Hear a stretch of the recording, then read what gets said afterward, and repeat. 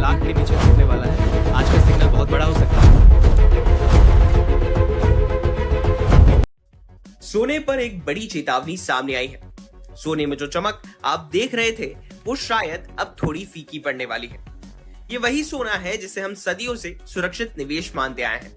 ये वही सोना है जिसने पिछले साल करीब 65% का तगड़ा रिटर्न दिया और 2026 की शुरुआत में तो ऐसा लगा कि बस अब ये रुकने वाला ही नहीं है।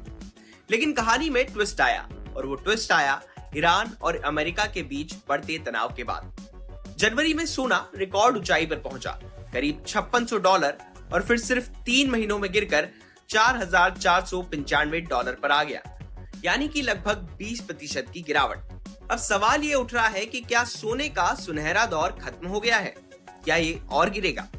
सोने में गिरावट की चेतावनी तो खुद आंकड़े ही बयां कर रहे हैं।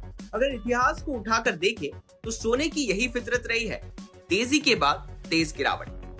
पहली कहानी के लिए चलिए आपको 1970 के दशक में ले चलते हैं। 1971 से 1974 के बीच सोना करीब 353% चढ़ा, लेकिन उसके बाद 1974 से 1976 के बीच 43% गिर गया, क्योंकि उस समय महंगाई काबू में आने लगी, ब्याज दरें बढ़ गई, डॉलर मजबूत हो गया और दुनिया में जो तनाव था वो भी थोड़ा कम हो गया। अब दूसरी कहानी 1980 की दशक की है। 1976 से 1980 तक सोना 541% उछला, लेकिन उसके बाद 1980 से 1982 के बीच 52% टूट गया और कहानी यहीं खत्म नहीं हुई। थोड़ी रिकवरी आई, लेकिन फिर 1983 से 1985 के बीच सोना 42% तक गिर गया। इस गिरावट की सबसे बड़ी वजह क्या थी? ब्याज दरें। अमेरिका के फेडरल रिजर्व के चेयरमैन पॉल वॉलकर ने महंगाई को काबू करने के लिए ब्याज दरें बढ़ा दी, और जैसे ही ब्याज दरें बढ़ती हैं, सोना कमजोर पड़ जाता है। तीसरी कहानी है 1999 से 2011 की। ये सोने का सबसे लंबा गोल्डन पीरियड था, करीब 612% की तेजी, लेकिन उसके बाद 2011 से 2015 तक सोना 42% तक गिर गया, क्योंकि आर्थिक हालात सुधरने लगे, डॉलर मजबूत हो गया और सेंट्रल बैंकों ने ढील वाली नीतियां कम करनी शुरू कर दी। अब वापस आते हैं 2026 पर। अक्टूबर 2022 से जनवरी 2026 तक सोना करीब 275% चढ़ा।